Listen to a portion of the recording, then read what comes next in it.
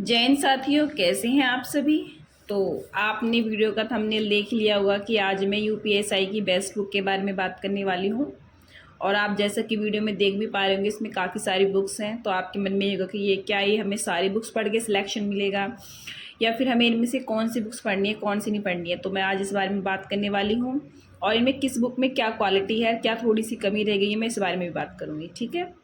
तो अब हम यूपीएसआई के बारे में बात करने से पहले मैं आपको कुछ चीज़ें बताना चाहती हूँ। जिससे देखिए, मैं 2016 वैकेंसी से एसआई हूँ और अभी 2021 वाली वैकेंसी का प्रोसीजर चल रहा है। अभी उसमें मेडिकल नहीं हुआ है, रनिंग हो गई है।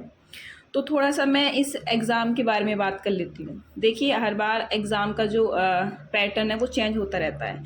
जैसे 2016 वाली वैकेंसी में हमारे अब भी 4 सेक्शन ही हैं, 4 सेक्शन होते हैं। एक आपका हिंदी का सेक्शन होता है, एक मैथ का और एक रीजनिंग का और एक होता है आपका जीएस का। तो हर सेक्शन आपका जो होता है 40 क्वेश्चन आते हैं हर सेक्शन से। 40 क्वेश्चन में हर क्वेश्चन 2.5 नंबर का होता है। तो टोटल आपका एक जो सेक्शन हुआ या सब्जेक्ट हुआ वो आपका 100 नंबर का बैठेगा। यानी पूरी परीक्षा आपकी 400 नंबर की होती है। तो उसमें फिर क्राइटेरिया बनाए गए थे। जैसे हमारे में क्या था, आपको हर सेक्शन में 50% क्वालिफाइंग मार्क्स लाने थे। यानी 100 नंबर का पेपर है आपका, तो आपको 50 नंबर लाने हैं। अगर आपका 49 पॉइंट समथिंग भी रह गया तो भी आप फेल हैं। तो यानी आपको 50 नंबर लाने ही थे क्वालिफाई करने के लिए। जबकि 2021 वाली वैकेंसी में इस पैटर्न को चेंज कर दिया गया है। इसमें क्या है, आपको हर सेक्शन में 35% मार्क्स लाने हैं। यानी 100 में से 35 नंबर लाने हैं और ओवरऑल आपको 50% लाना है। यानी 400 नंबर की परीक्षा में से आपको 200 नंबर लाने ही लाने हैं। तो ये तो है क्वालिफाई करने के लिए। बाकी जब मेरिट बनेगी तो मेरिट में वरीयता दी जाएगी जिनके ज़्यादा हाई मार्क्स होंगे। तो ये तो रहा इस परीक्षा के बारे में। तो जैसे मैंने बताया कि इस परीक्षा में 4 सब्जेक्ट हैं आपके। तो सबसे पहले अब हम इसमें बात करने वाले हैं मैथ्स के बारे में। तो देखिए, मैथ्स के आपको काफ़ी सारे पब्लिकेशंस मिल जाएंगे मार्केट में। जैसे घटना चक्र कैसे से आता है, एस.डी. यादव शारदा के नाम से एक बुक आती है अंगणिती, आर.एस. अग्रवाल है, किरण पब्लिकेशन है। तो ये लगभग और भी बुक है, एक राकेश यादव जी की भी बुक आती है। तो मेरे पास में सारी बुक थी, लेकिन वो भी एक बुक मेरी एक बच्चे के पास गई हुई है, तो इसलिए वो बुक्स है नहीं। तो सबसे पहले मैं आपको उसमें शारदा पब्लिकेशन के बारे में बताती हूँ। तो देखिए, जो शारदा पब्लिकेशन की बुक है ये अच्छी बुक है और काफ़ी आपको उसमें क्वेश्चन का अमाउंट भी देखने के लिए मिल जाएगा। सबसे पहले आपको अगर कोई भी बुक देखनी है तो सबसे पहले आप कभी भी मार्केट में खरीदने जाएं, आप सबसे पहले उसका इंडेक्स देखें कि आपको जो आपका सिलेबस है उस एग्ज़ाम का, उसके अकॉर्डिंग उसमें टॉपिक्स हैं या नहीं है। यानी जो उसके विषय की जो सूची है उसमें आप देख लें। उसके बाद देखने के बाद सबसे पहले आप किसी भी बुक के बारे में जानने से पहले उसका सबसे पहले चैप्टर नंबर 1 खोलें। तो मोस्टली बुक्स में जो मैथ्स की बुक्स में होता है वो नंबर सिस्टम होता है। तो आप इसमें नंबर सिस्टम को देख सकते हैं। मैं इतना अच्छे से इसमें शायद नहीं दिख पा रहा होगा आपको। तो देखिए, इसमें बिल्कुल बताया गया पूरा नंबर सिस्टम के बारे में। धन पूर्णांक कौन होते हैं, पूर्ण संख्याएं कौन है, ऋण पूर्णांक कौन है, पूर्णांक कौन है, सम संख्याएं, विषम संख्याएं। यानी आपको संख्याओं के बारे में इन्होंने कॉलम के अकॉर्डिंग पूरी डिटेल दी हुई है। उसके बारे में फिर उन्होंने उन पर डिपेंड आपको कुछ एग्जाम्पल्स दिए हैं। ठीक है। तो इसमें आपको क्वेश्चनों की भी अच्छी मतलब अमाउंट देखने के लिए मिल जाता है। ठीक है। तो एस.डी. यादव तो ये रहा। दूसरे नंबर पे बात आता है घटना चक्र का, एसएससी का बुक। तो देखिए, ये देखिए सारी बुक्स मेरे पास 4 से 5 साल पुरानी बुक्स हैं। तो ये भी अपडेटेड बुक नहीं है, अब शायद थोड़ा बहुत चेंजिंग आ गई होगी इन बुक्स में। तो ये देखिए, जो एसएससी का जो बुक है घटना चक्र का, इसमें भी आपके भाई सारे सिलेबस के मोस्टली कंपटीशन में यही टॉपिक्स होते हैं मैथ्स के। जैसे आपका घातांक है, करनी है, टाइम एंड वर्क है, टाइम एंड डिस्टेंस है और पाइप टंकी हो गया, रेलगाड़ी, इस तरह के मतलब आपको यही टॉपिक्स दिए जाते हैं एग्ज़ाम के पर्पज़ से। तो जैसे आपका सबसे पहले नंबर सिस्टम है, इसमें भी मोस्टली बुक्स में आपको नंबर सिस्टम ही देखने के लिए मिलेगा। तो संख्या पद्धति हुआ। तो देखिए, इस बुक में क्या कमी है, इस बुक में ये है कि आपको पहले चैप्टर के बारे में नहीं बताया गया। सबसे पहले आपको उसमें क्वेश्चन से स्टार्ट कर दिया इन लोगों ने। आपको क्वेश्चन नंबर 1 दिया गया है। यानी ये बुक आपके लिए तब तो काम कर सकती है जैसे आपने कहीं से कोचिंग लिया हुआ या यूट्यूब के माध्यम से आपने कहीं तैयारी की हुई है और तुरंत आप इस बुक को उठाएं और अपने तरीके से क्वेश्चन बनाना शुरू कर दें। अगर आपको क्वेश्चन का तरीका आप नहीं कर पाते तो तुरंत आपको उसमें सॉल्यूशन साथ के साथ दिया गया है। यानी से कुछ बुक में सॉल्यूशन पीछे दिया होता है, इसमें क्या है, क्वेश्चन के साथ आपको सॉल्यूशन दिया गया है। इस बुक में ये चीज़ है। तो जैसे आपका चैप्टर नंबर 1 है, इसमें आपको लगभग काफ़ी सारे क्वेश्चन यानी जितने भी प्रीवियस ईयर में एसएससी में और यूपीपी में जितने भी क्वेश्चन आए हुए होते हैं सारे क्वेश्चन दिए गए हैं। तो लगभग इसमें फर्स्ट चैप्टर में 296 क्वेश्चन हैं।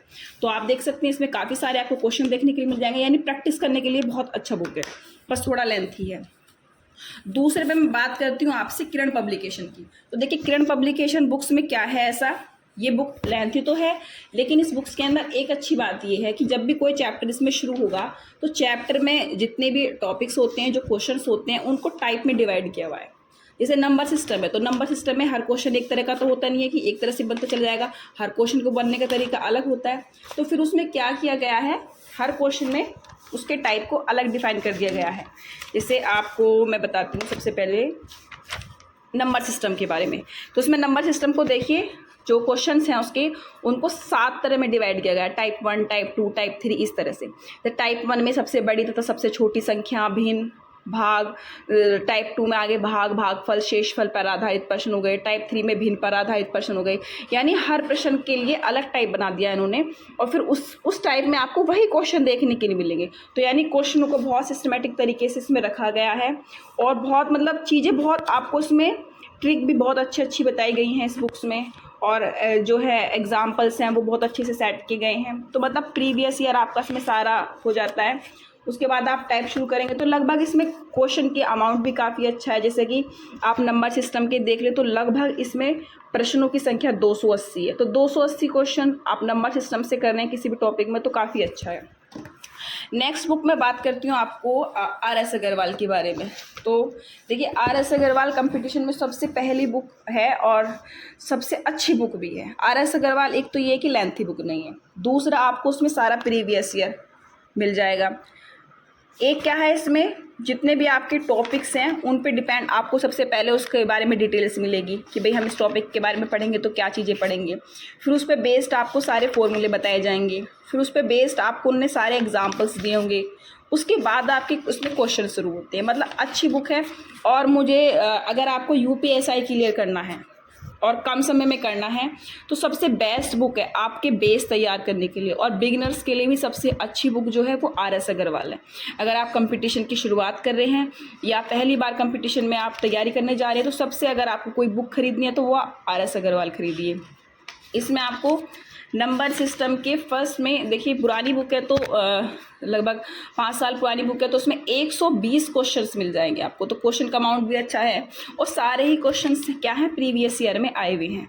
तो ये बुक मुझे बहुत अच्छी लगती है। और जब भी जैसे मानो मैंने तब भी तैयारी करी, ऐसे मतलब कुछ टाइम गैप हो गया तैयारी में, तो उसके बाद जब भी मैं कभी तैयारी शुरू करी मैंने, तो हमेशा मैंने इसी बुक से की।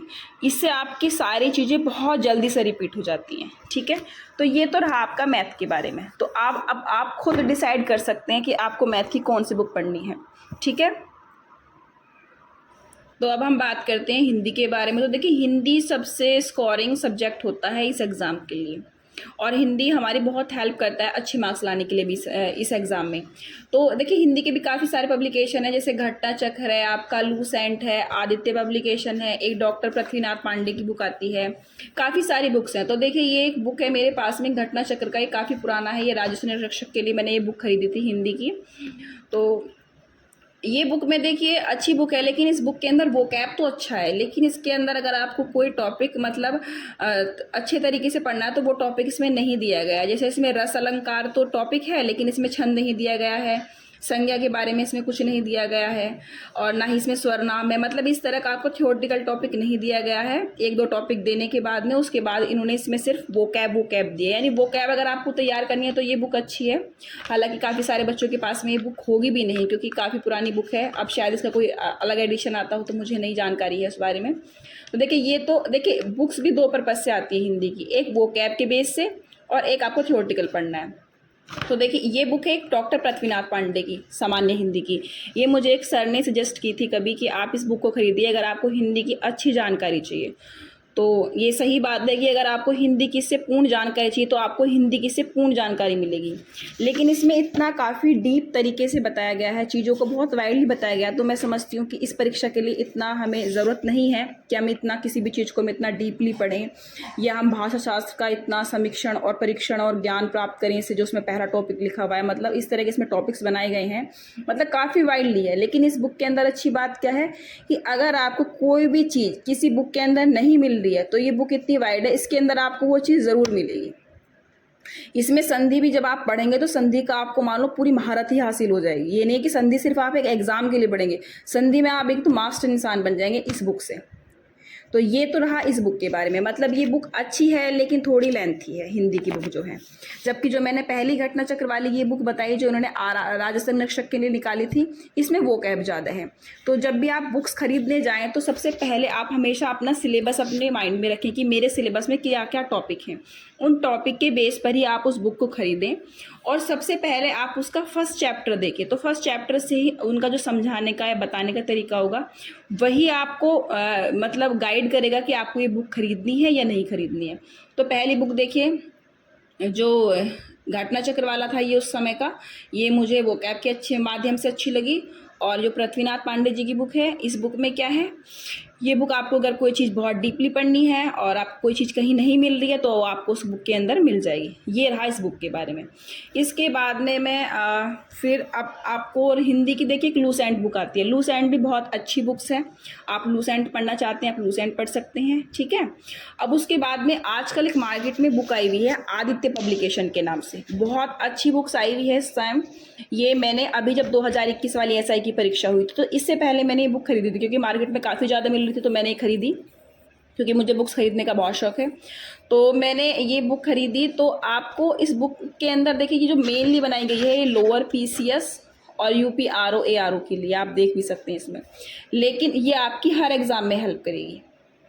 कोई भी आप एग्ज़ाम देना चाहते हैं UP का जिसमें हिंदी आ रही है तो उसके लिए आपको उसमें सारा वोकैब मिल जाएगा, सारे आपको टॉपिक मिल जाएंगे और सारा आपको उसमें प्रीवियस ईयर भी मिल जाएगा। और बुक लिखने का जो मेथड है वो एक बहुत अच्छा तरीका है। जैसे आप इसमें सबसे पहले हिंदी वर्णमाला देखिए, तो हिंदी वर्णमाला और विराम चिन्ह के नाम से पहला चैप्टर है।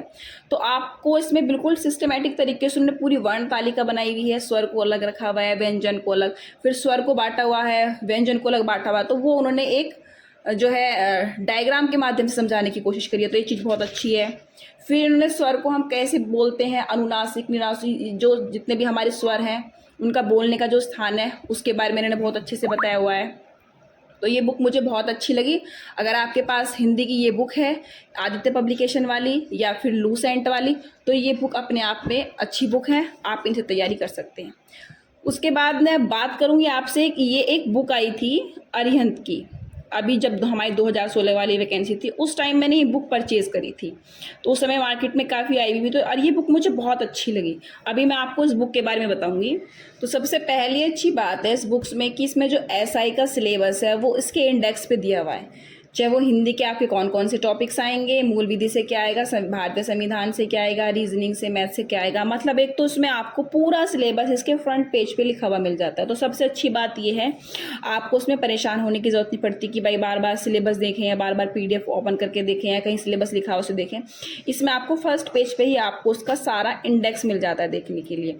तो ये उस समय बुक निकाली थी 2016 वैकेंसी के टाइम मैंने ली थी, तो मुझे बहुत अच्छी लगी। और जब भी आपको अगर SI के एग्ज़ाम का एक तरह से रिव्यू सा लेना है कि भाई हमें ये देखना है कि भाई SI के एग्ज़ाम में क्या क्या चीज़ें आती हैं, तो आप इस बुक को उठाएं और आप एक बार इसको देख लेंगे। एक बार तो करने से एग्ज़ाम की प्रिपरेशन करने से शुरू करने से पहले भी आप इसे देख लें और बाद में भी देख लें, तो ये आपको एक तरह से कंप्लीट तैयारी कर देती है। मतलब आपकी तैयारी को एकदम इतना अच्छा बना देती है कि आपके अंदर एक कॉन्फिडेंस पैदा करती है बुक।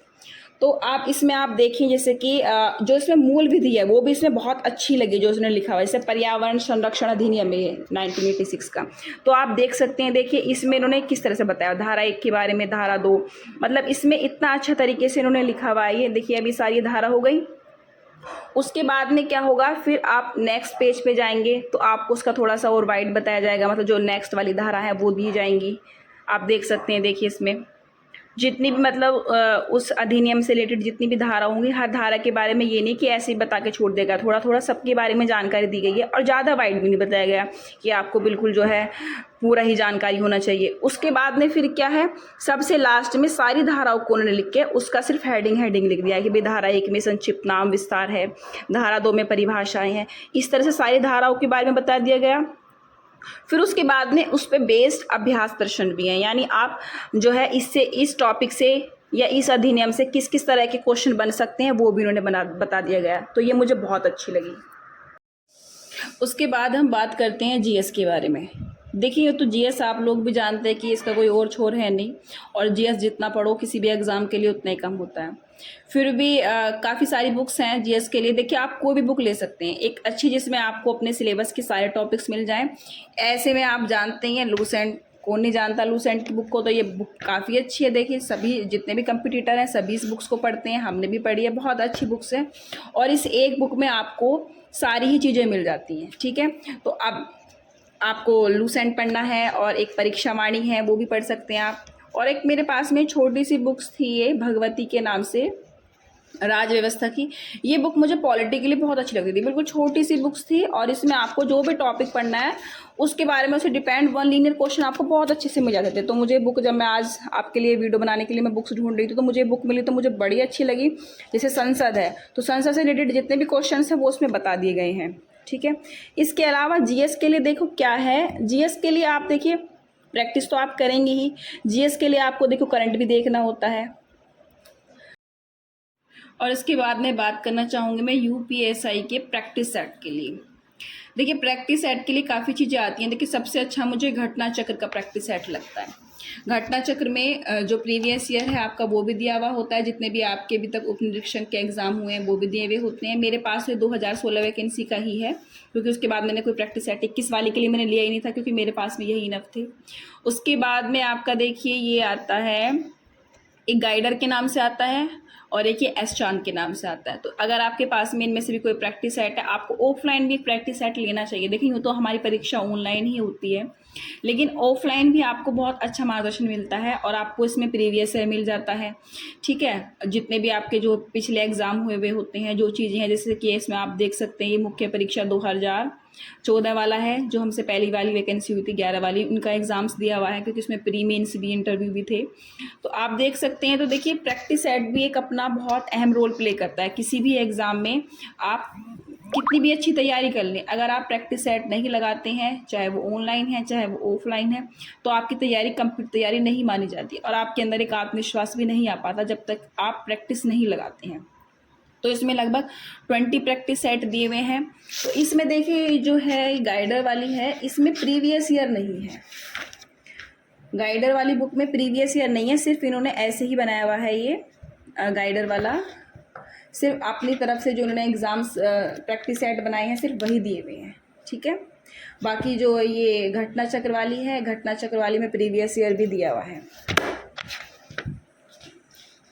तो देखिए अब एक ये जो है आपकी प्लाटून कमांडर के नाम से जो मैंने अभी बुक खोली है, ये इसमें आपको देखिए उत्तर प्रदेश एक मूल्यांकन। देखिए जब भी आप किसी भी यूपी के एग्ज़ाम में बैठें तो आपको उत्तर प्रदेश के बारे में भी जानकारी होनी चाहिए, उसकी सीमा रेखाओं के बारे में, उसके अंदर क्या क्या चीज़ें हैं, उसका विधानमंडल कैसा है, राज्य व्यवस्था कैसी है, वहाँ पे क्या क्या उनकी जो है राज्य की जो है खेल कौन से हैं और क्या क्या योजनाएं वहाँ पे चल रही हैं, क्या फसल है, क्या धार्मिक स्थल हैं, और उस समय जितनी भी हमारी योजनाएं चल रही होती हैं वहाँ पे उद्योग धंधे कैसे हैं। तो मतलब आपको उस स्टेट के बारे में, चाहे आप किसी भी स्टेट की तैयारी करें, अगर आप उत्तर प्रदेश की परीक्षा की तैयारी करें जैसे कि यूपीएसआई के लिए, तो आपको उत्तर प्रदेश के लिए ही चीज़ें पढ़नी होंगी। तो आपको उत्तर प्रदेश के बारे में भी जानकारी होनी चाहिए, चाहे आपको कोई भी बुक लें, लेकिन उत्तर प्रदेश की जो है आपको सारी चीज़ें पता होनी चाहिए कि कहाँ कहाँ पे क्या क्या चीज़ें हैं। तो ये रहा देखिए आपका प्रैक्टिस सेट के बारे में। तो देखिए मैंने आपको काफ़ी सारी चीज़ें बताने की कोशिश करी बुक के माध्यम से, और एक चीज़ रह गई है रीजनिंग। तो देखिए रीजनिंग के लिए अभी आजकल काफ़ी सारी बुक्स आई हुई हैं मार्केट में। देखिए मेरे पास में जो है रीजनिंग की बुक्स नहीं है, अभी मैंने वो किसी को दी हुई है बच्चे को पढ़ने के लिए। तो अब आजकल एक मास्टर रीजनिंग के नाम से बुक आ रही है, ये बहुत अच्छी बुक्स आ रही है। एक अरिहंत की सामान्य बुद्धि, मेरे पास ये वाली बुक थी स्टार्टिंग में, तो मैं इस बुक से तैयारी करती थी। अभी अंगणित जो है वो भी अपना नया प्रकाशन में आ चुका है, देखिए अभी नया है, जबकि मेरे पास पुराने वाला मैंने आपको बुक दिखाया है। तो रीजनिंग के लिए आपके पास में ये आप बुक ले सकते हैं, और रीजनिंग भी आपका काफ़ी स्कोरिंग सब्जेक्ट होता है, आप इसमें बहुत अच्छा मार्क्स ला सकते हैं। अगर आप 100 में से 80 से 90 के बीच में नंबर ला रहे हैं इसमें, तभी मानिए कि आपका रीजनिंग अच्छा है। अदरवाइज़ अगर आप 50-60 नंबर ला रहे हैं तो आपका वो स्कोरिंग मतलब अच्छा नहीं माना जाएगा आपका रीजनिंग। तो आप रीजनिंग को कभी भी हल्के में मत लाइए, और रीजनिंग को भी ऐसे ही बनाइए जैसे कि आप और सब्जेक्ट को जितनी अहमियत देते हैं, क्योंकि इस परीक्षा में एक तो रीजनिंग और एक हिंदी बहुत स्कोरिंग सब्जेक्ट होते हैं, आप उनमें बहुत अच्छा स्कोर कर सकते हैं। जीके में देखिए, जीएस में आपके जीके से आपके 16 क्वेश्चन आते हैं, संविधान और मूल विधेयक से आपके 24 क्वेश्चन आते हैं। इसमें आपको आजकल एक बुक आया हुआ है घटना चक्र का मूल विधि संविधान संशोधन के नाम से, वो एक अच्छा बुक आया हुआ है मार्केट में, आप उसे परचेज कर सकते हैं। और बाकी देखिए, जब भी आप पूछ रहे हैं कि नई वैकेंसी कब आएंगी, तो देखिए वैकेंसी तो आ जाती हैं, लेकिन हमारी जब तैयारी नहीं होती है तो हम रह जाते हैं। तो देखिए वैकेंसी तो अब नहीं आएंगी, 6 महीने बाद, 1 साल बाद, जब भी मतलब देखिए वो तो अपने समय पे आएंगी, लेकिन आप उसके लिए पहले से ही तैयार रहिए। आपकी तैयारी ऐसी होनी चाहिए कि जब वो वैकेंसी आए तो आपको ये नहीं रहे कि अब तो देखो टाइम कम बचा है, मैं कैसे करूँगा। क्योंकि वैकेंसी आने के बाद आपके पास समय होना चाहिए सिर्फ चीज़ों को रिपीट करने का, ना कि आप फिर सिलेबस उठा के बैठे हैं, फिर आप चीज़ों को बनाना शुरू कर रहे हैं कि अब मैं तैयारी करूँगा।